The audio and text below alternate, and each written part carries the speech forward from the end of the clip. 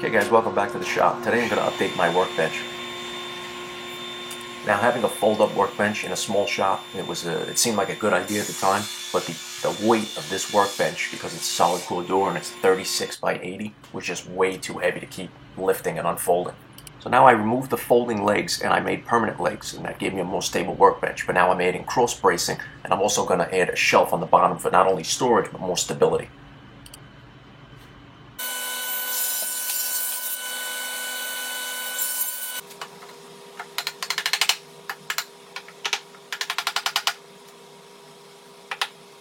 A couple of screws for the added cross bracing will take care of this. As long as you pre-drill, it won't split.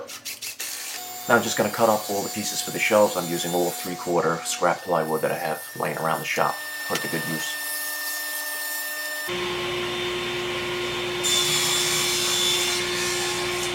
Now, instead of notching out the pieces for the shelves, what I'm going to do is fit one piece in between, and then I'll continue on with full-size shelves afterwards, and that'll create my notch without having to waste time and actually cut it out. Now, you've probably noticed by this time that I've moved the workbench casters to the inside of the legs. That just gives me a little more room on the floor, prevents a tripping hazard, keeps them out of my way. And I'm going to attach these shelves now with just plain old drywall screws. You don't need wood screws for this.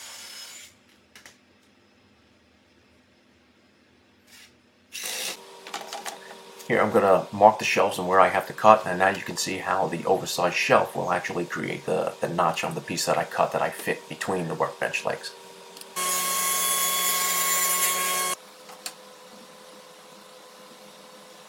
Now I can finally start to attach all the shelves.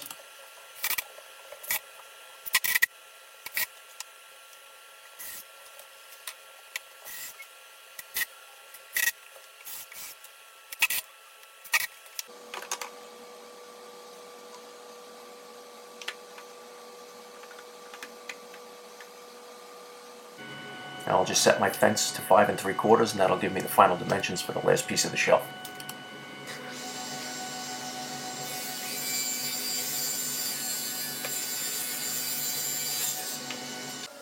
Now the pieces of the shelves are all made of plywood, so I don't have to worry about expanding and contracting because plywood is stable and it's not going to move, so you don't have to worry about leaving an 1/8 inch or 16 inch gap between the planks.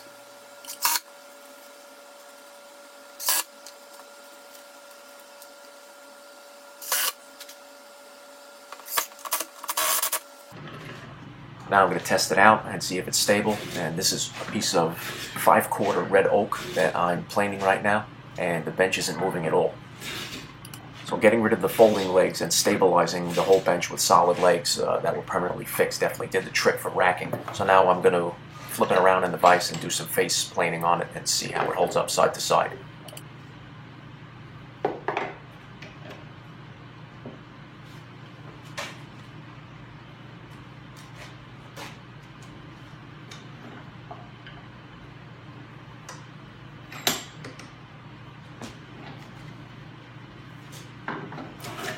So as you can see now, face planing this, there is very slight movement from side to side, so I'm going to add a diagonal brace.